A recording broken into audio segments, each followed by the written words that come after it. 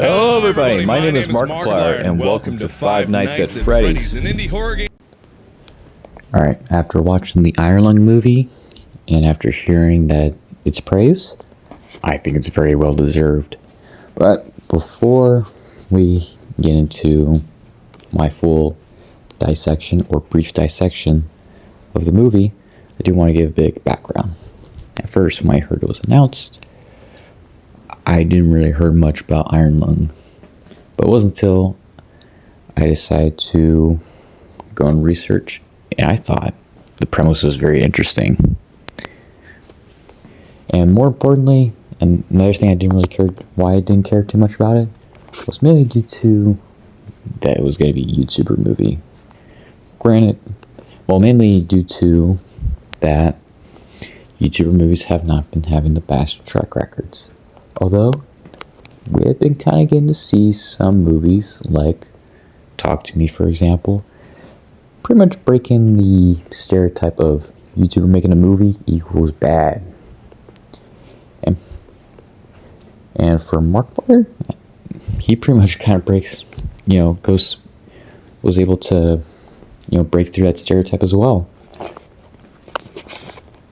However, I do kind of want to admit that maybe there is a bit of a bias in me.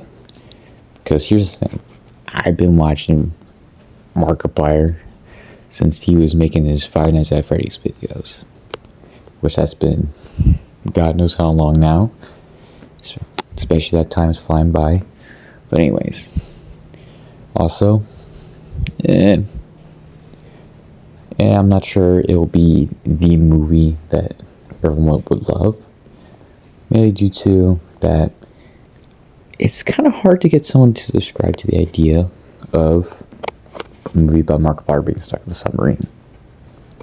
But that is pretty much my biases out the way. So let's start off. First, they managed to take the concepts and the lore from the game and obviously implemented it, which makes sense because it is confirmed. Not really confirmed, but it is told from Markiplier that he really is intrigued with the game's story or lore around it and thought it could be a movie made out of it. And you can see that shows that he has, that pretty much you can see it's like a passion project to him. Especially that he literally produced it, wrote it, starred, and directed it, and pretty much poured like $3.5 million into it. And luckily, well, besides it being paid off, it's also a really damn good movie. Hell, he even tweeted saying that he wanted to make a solid horror movie, and it exceeds in that. Especially that they kind of subvert your expectations in a way. Well, mainly my expectations were that he was going to find some big fish monster that he has to kill. But I'm not going to spoil too much. I just know that at the end, here's how I describe it. So imagine if anyone has read or watched Berserk. The eclipse. He was stuck in there for a little bit. And that is it. And more importantly, the visual effects are freaking insane. And, well, it's Markiplier's character. I'm not going to say the character's name, because, well, I thought it would be kind of goofy just to call Markiplier, his character's name. It's like a movie it's like watching a Nicolas Cage movie without calling, the character played by Nicolas Cage. But, besides that, Markiplier's character is actually really good. Well, by really good, he pretty much puts a really damn good performance and is able to give a little bit of characterization, especially kind of almost let it grow over time. Especially you're kind of watching, well, Markiplier going slowly insane as he's stuck in the submarine. And more importantly, the more he's been trying to collect whatever he's trying to find in this blood of ocean. Also, I thought it was actually really cool how he manages to take the elements from the game and manages to put a lot more thought into it. He thought outside of the box. Like, for example,